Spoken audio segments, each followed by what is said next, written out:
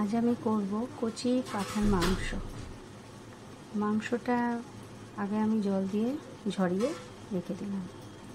পাঁঠার মাংস তো অনেকেই খান। দই দিয়ে আমি মাংসটাকে মাখিয়ে ভালো করে কিছুক্ষণ রেখে দেবো।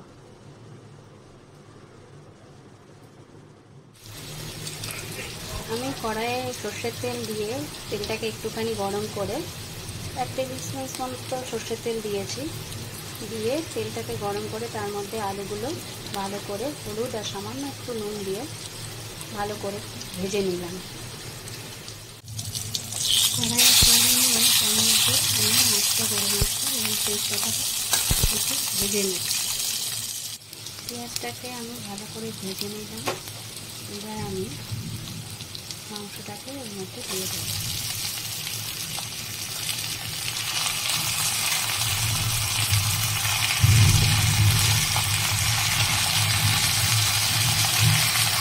মাংসটাকে এর মধ্যে দিয়ে দিলাম।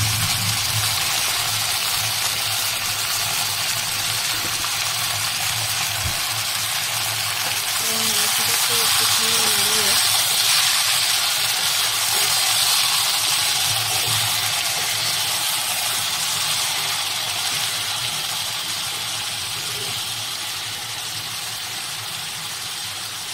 তার মধ্যে আমি এই উপকরণটা দিয়ে দিচ্ছি।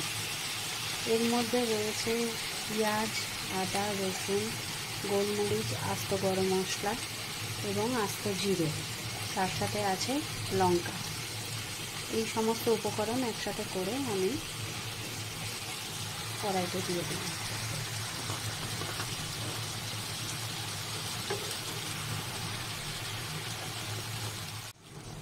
আমি এই মশলার মধ্যে সামান্য একটু হলুদ এবং একটু কাশ্মীরি মির্চি পাউডার নিলাম। ওটা নিলাম একটু কালার হওয়ার জন্য আর কি। নিয়ে এবার আমি মাংসটাকে ভালো করে কিছুক্ষণ কষাবো। মাংসটা আমার কষানো হয়ে গেছে।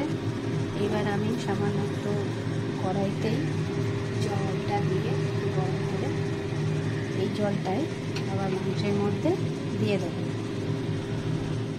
পরিমাণ মতো জল দিয়ে তার মধ্যে আমি সামান্য নুন দিয়ে দিয়েছি। এবার আমি প্রেশারটাকে আটকে দিয়ে সিটি দিয়ে দেব।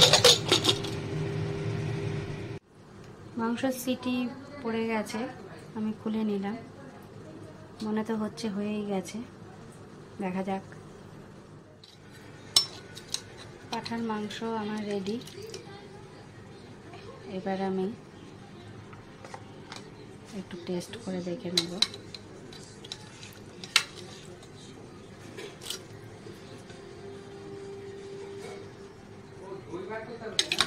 দই তো আছেই। পাঁঠার মাংস আমার রেডি। নিয়ে নিলাম বাটিতে।